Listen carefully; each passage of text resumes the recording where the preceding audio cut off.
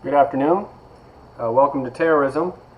This is the fall 2020, and I am Schwaner. I am your instructor, and I hope that you totally enjoy the class. I hope you learn a lot. Let me write a quick message here. And we're going to cover a world, literally a world of information this semester. And not only are we going to cover a world of information, I promise that you're going to learn a lot in this semester. I don't expect too many people to be joining us today, although I see that we have 3 viewers at this point in time. This is going to be a more or less a welcoming type of video. I'm also going to give you just some basic background information on how to create a conceptual thinking and paper when you go to present your homeworks for this class. And also, I'm going to assign each of you a country in which you're going to do research on terrorism for next week, for next Sunday. So I just thought that I'd take a little bit of time, introduce myself. I am Schwaner. I have a PhD from The Ohio State University in sociology. And many of you do, well, there's only one person with me, but many of you who have known me certainly know that I'm an Ohio State Buckeye fan. Well, I got the Ohio State hat on, so there's no doubt I'm looking forward to the Penn State game coming up here on Saturday. Just a couple things of information. We're going to be spending considerable amount of time taking a look at the definition of what is comprised consider terrorism. For example, if you go back historically, say back to the French Revolution, what was regarded at that point in time as a terrorist activity was in fact completely different than what we may have considered to be a terrorist activity on 9/11.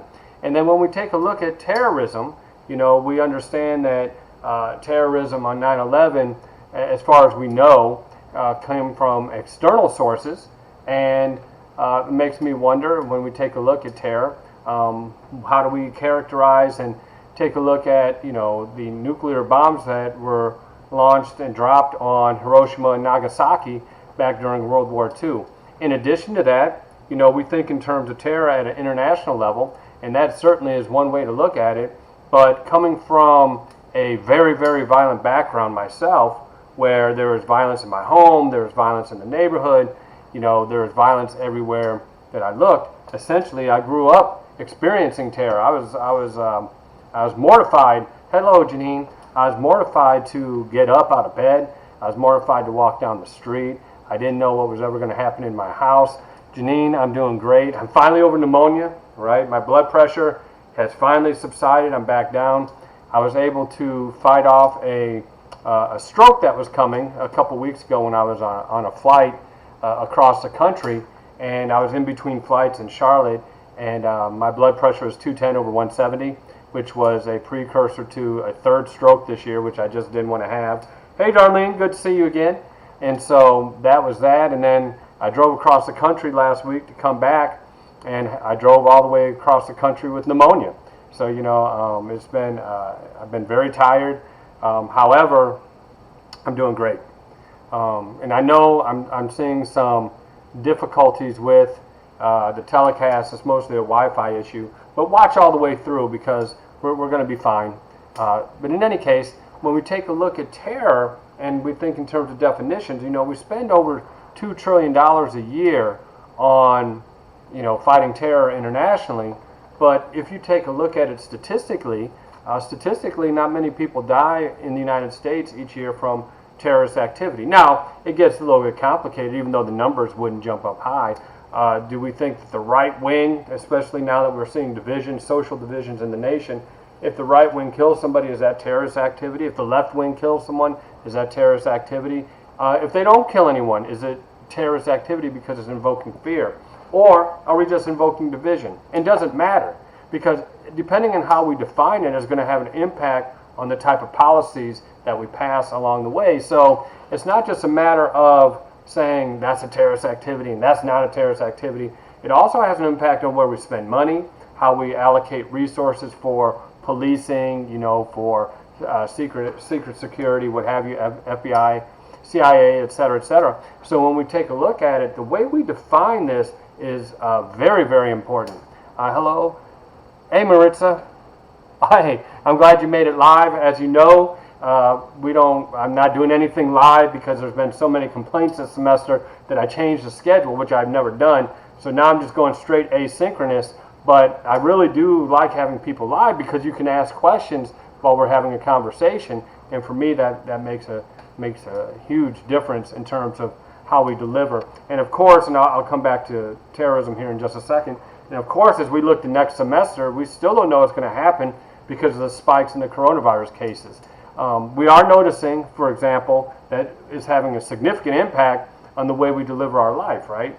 I mean, I'm not used to being in an apartment all day, every single day, and the only place I get to go really is just to go see my children, which of course I love.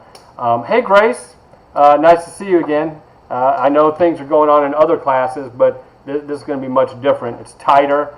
You know, I tried to make it so it's complaint proof, and so it's really good to see you, Grace. I'm happy to see you. But in any case, when we take a look at terror, right? We spend $2 trillion on international terror every single year as a country. But having been a person who experienced quite a bit of abuse in my childhood, and you know, I had a very loving mother, but she was at times she was explosive, and I was raised, you know, in an African American family, which you may not know. And Mama Green, the woman who raised me, was very protective of me. So she buffered between my mother growing out of some of the abuses that she experienced. And the abuse that my mother experienced was grotesque. It was a daily assault, a daily attack on her, and she really had the ability to care, beaten out of her by my grandmother. So Mama Green, who was also abused as a young child, who was, oh my gosh, she was so strong, and you know, she had these hands that were just like boxer hands. Well, as a matter of fact, she did box in the 1920s.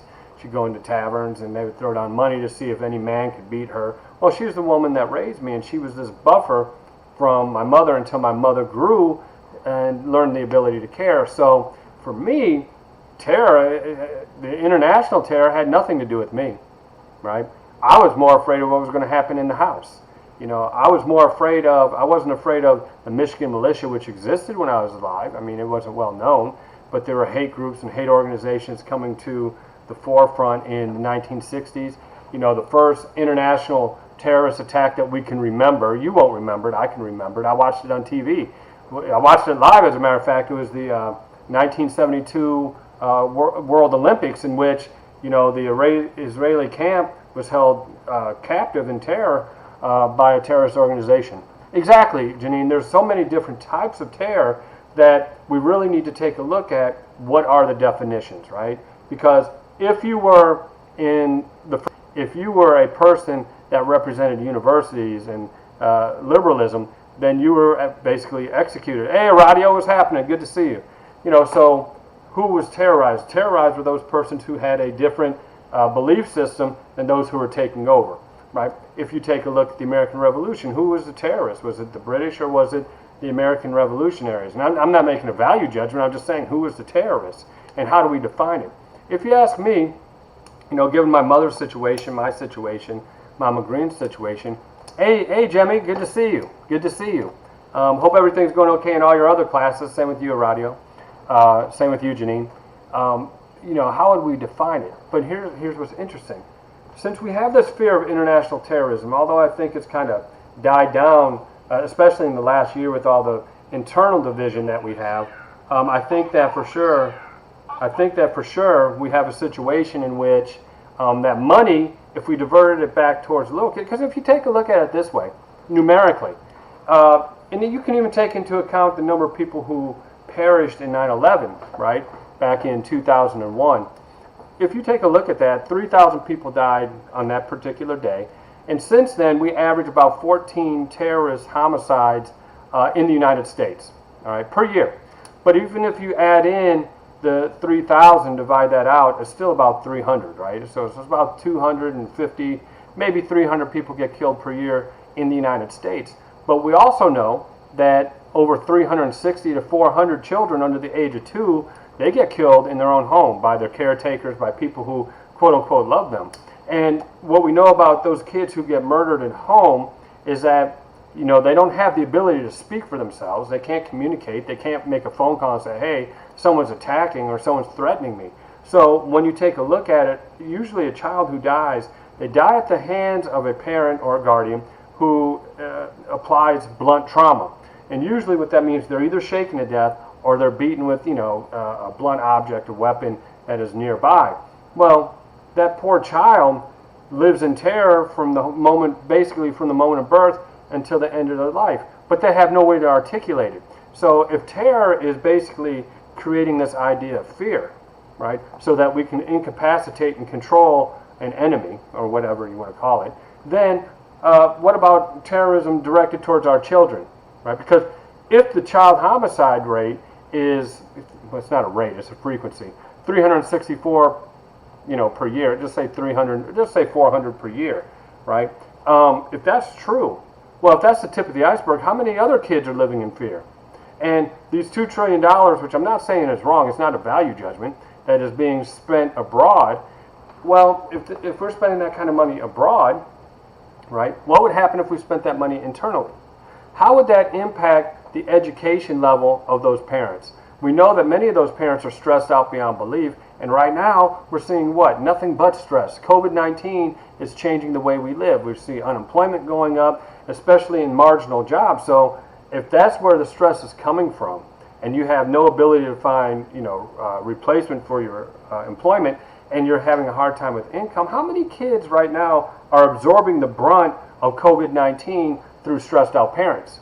Okay, if it's increasing, which we know, I haven't seen the numbers, but we know that there's certainly been an increase in homicide in the United States in general. Well, if that's true, right, and we know that these, hello John, if we know that these kids are experiencing this at home, then why aren't we redefining terrorism to protect our own children, right? And the question is because, the answer is because it's political. It's a political definitional issue. So who wasn't? Janine.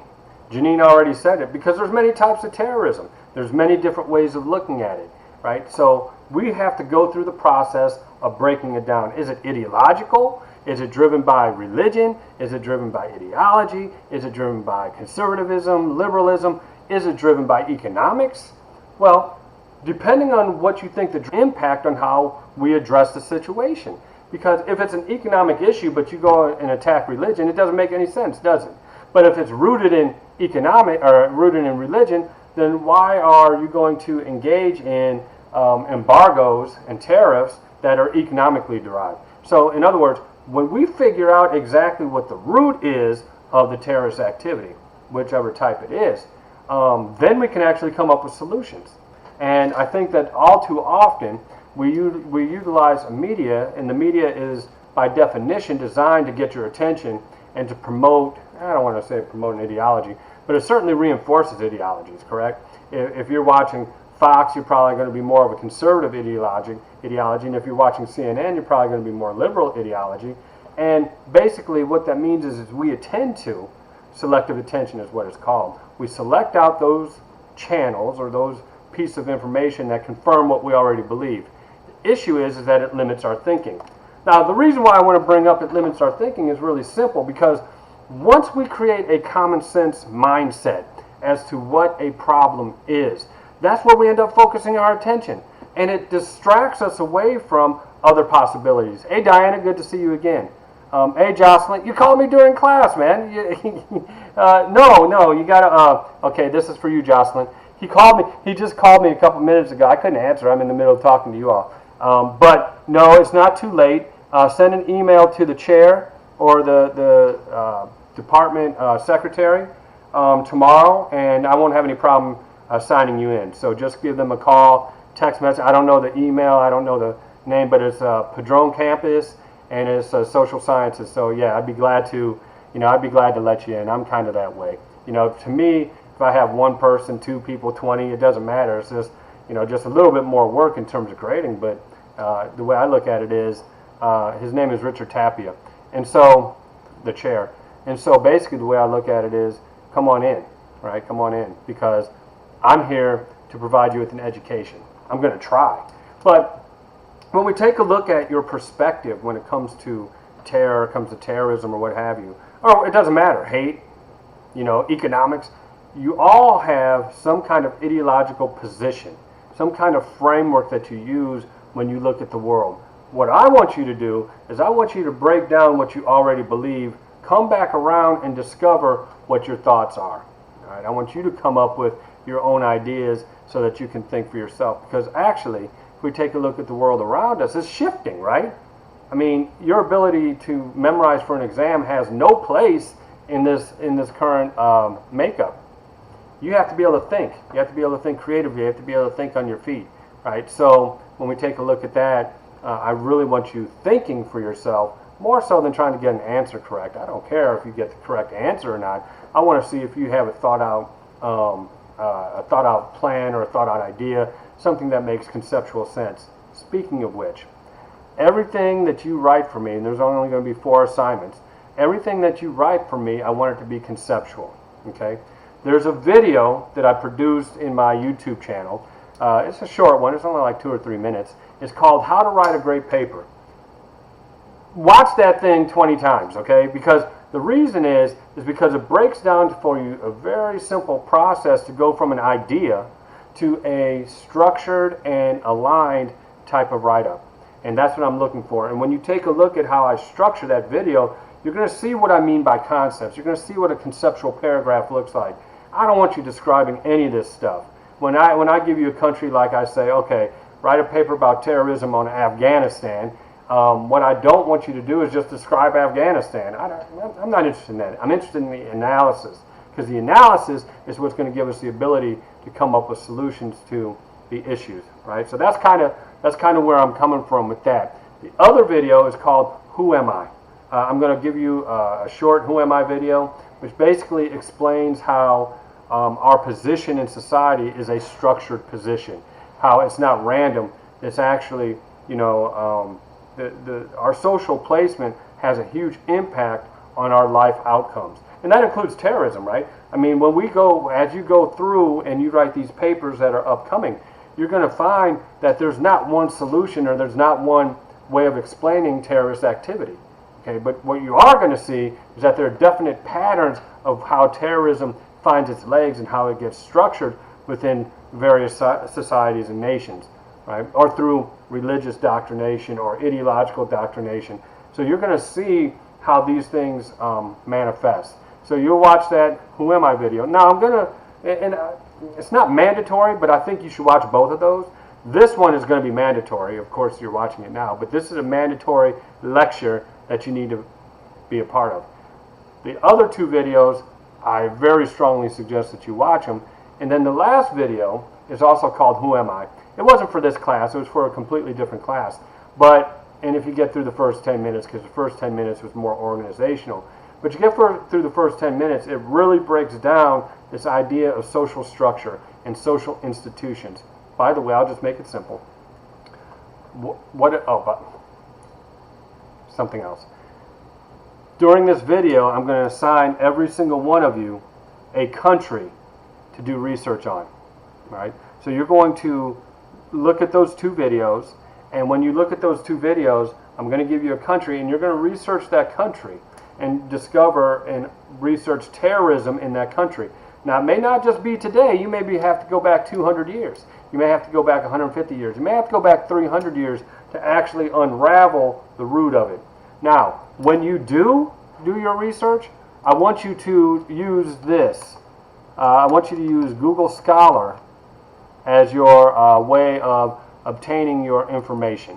Okay, I want you to use Google Scholar, because Google Scholar is a lot more academic than just using a Google search, because a Google search will go to Wikipedia, which is not as bad as what other professors say it is. I think that's a little bit overdrawn myself. However, go into Google Scholar and look stuff up that way. You can supplement Google Scholar with whatever it is. Now, how do you use Google Scholar? Okay, what you do is you're going to come up with key terms and do a keyword search. So, say for example, you're going to do terrorism in Afghanistan. Just using it as an example again. You're going to put down the word terrorism. Then you're going to write down the word capital A, capital N, capital D, capital A-N-D, and Afghanistan. Or, I mean, terrorism, yeah, terrorism and Afghanistan. So when you do that, you're going to find these articles that are written about terrorism in Afghanistan, or Syria, or Portugal, or wherever I give it to you, and you're going to go ahead and use that keyword search. It's going to make your papers a lot sharper. It's going to make them a lot more focused. Here's the other thing. I like them to be very, very, very organized, because for me, I've graded almost a million pages in my career. I've been doing this for 33 years. I only do written assignments. I don't do as many as I used to, because I've discovered that just because I give you a ton of assignments and push you, doesn't mean necessarily that you learn more. As a matter of fact, what I learned is that the more I push, towards the end, you start learning less. It's called the law of diminishing marginal returns. The more you push, right, the less the result. So I found a pretty good number. Usually about 6 assignments per semester is really what works. Since we're in an 8-week term, we're just going to do 4, but it's going to give me plenty of variability so I can figure out what's going on. By the way, in terms of grading, I'm not going to be a tyrant this semester. I mean, other classes I've fallen behind, but I've had a lot of illness and a lot of things take place over the last few weeks, which I'm feeling fine now. But I'm going to be a pretty fair grader, and here's the thing. You follow the prescription for how to write a great paper, you're all going to get a good grade. And the reason is because it's designed for you to write well. It's simple, right? So every time you write a paper, whether it's for me or somebody else in social sciences or whatever, you always start off with the word introduction at the top of your paper. And then you write an introduction. And it's all in the video. And then you write background. What is the background? What's the background to the rise of terrorism in Sri Lanka? I know many of you may have never heard of Sri Lanka, but what is the background of that, right? So then you're going to go through background to a theory. And basically, I'm going to just lay out a few theories for you here, and it's going to be kind of a short thing. I'm just going to overview it. As a matter of fact, here are the theories that I would like for you to look up. The first one I'd like for you to look up, there's really 6 of them, 5 of them. Conflict theory, I want you to look that up. All right, that's with Karl Marx. And I want you to look up functionalism, which is Emil Durkheim. All right. Then I want you to look up world systems theory.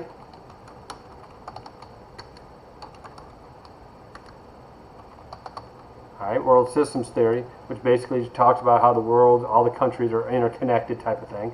Then I want you to look up dependency theory. And then I want you to look up what is called modernization theory. All right?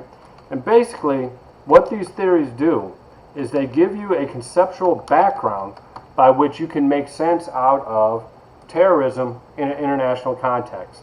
But because they're theoretical, which means they're conceptual, and these are all institutional, which means, okay, if a social structure is just a pattern of behavior, right, then an institution is a stable cluster of pattern behavior. So, all of us going into Target or Publix to purchase our goods, when we all do that, it's a structured behavior, it's pattern. We all go there. Some of us might grow some of our food, some of us might make our own clothes, but for the most part, we go to work, we earn some kind of money, we walk into the store and we give them the money. We transact. They give us our goods and we walk out, right? The repetition of that creates the economic institution. So the more we do it, the more it replicates the economic institution. With us being a capitalist society, then that means we do this as an exchange economy that's built upon the pursuit of private property through the use of profits. Right? Very simple. So institutionally, the capitalist system, the capitalist economic system, shapes the context in which we behave. Now, when you take a look at capitalism, when you take a look at terrorism, terrorist activity is always contextual. It always happens within a context. So we have to understand the economic institution, maybe the family institution, maybe the education institution, maybe the religious institution, the media institution, or the criminal justice institution, or whatever, and how they operate to create a context within these various countries, right? Because once you have the context, then you can start to understand the nature and the notion of the definition and explanation of terrorism in those places. All right? So make sure you look up those theories. Now I'll give you a one-sentence brief overview of each. Conflict theory essentially is the idea that the institutions favor the wealthy over the poor, the haves over the have-nots. Right? So if we take a look at how education, how economics work, the profits always trickle up to the wealthiest, and the rest of us work for the wealthy. Right? That's conflict theory. So if we want to understand why do people behave, we take a look at their social class position. Pretty simple, very basic. I mean, I'll go over a much more complicated explanation later. Functionalism is a little bit different, but it's very important because functionalism makes the assumption that all the institutions work together to promote stability, right? To keep everything moving stably, to have homeostasis within a society, right? Because when things are out of whack, like they are now in the world economy, people don't know exactly how to behave in that economy, right? So taking a look at how institutions work together to create a functional society where it's stable, that is the nature of functionalism.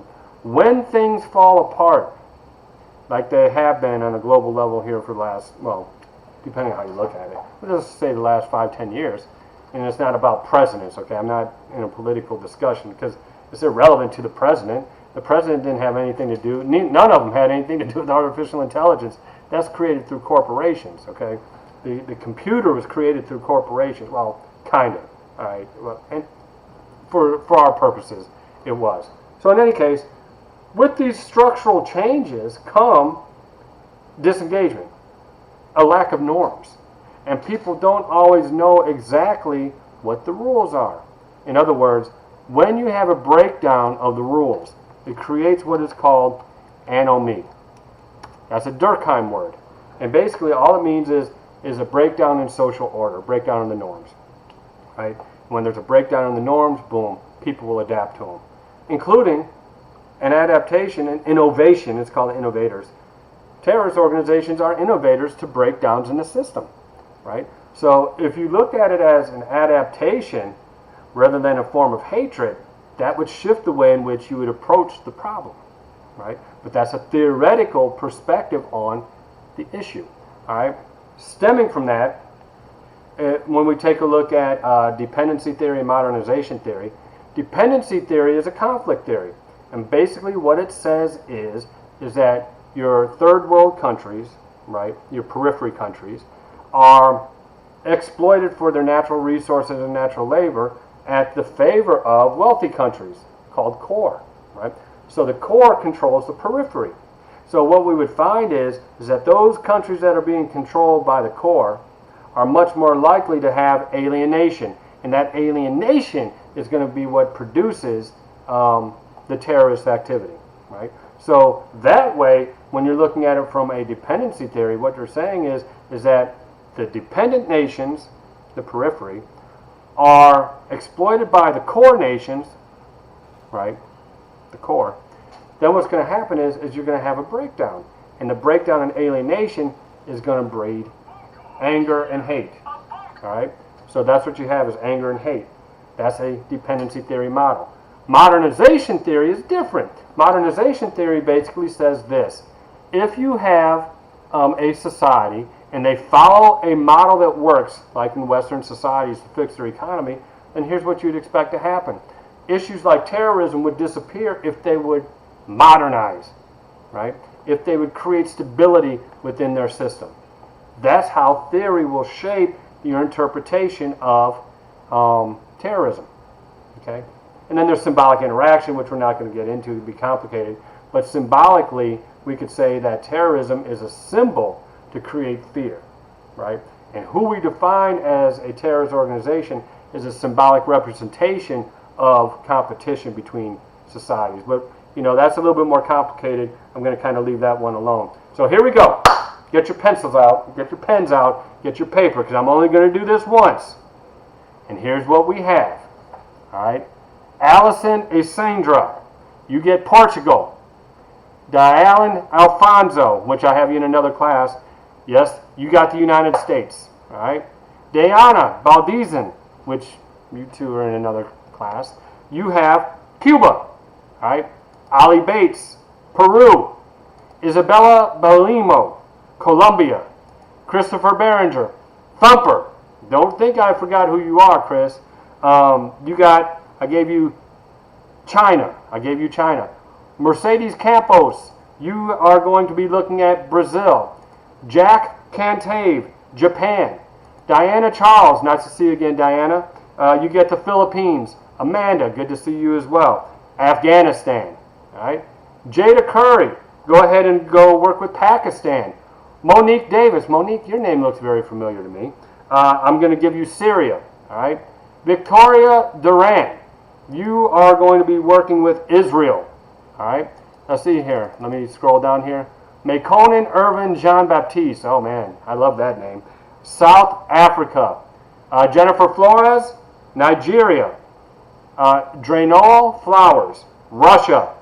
Kashia Frederic, Uganda.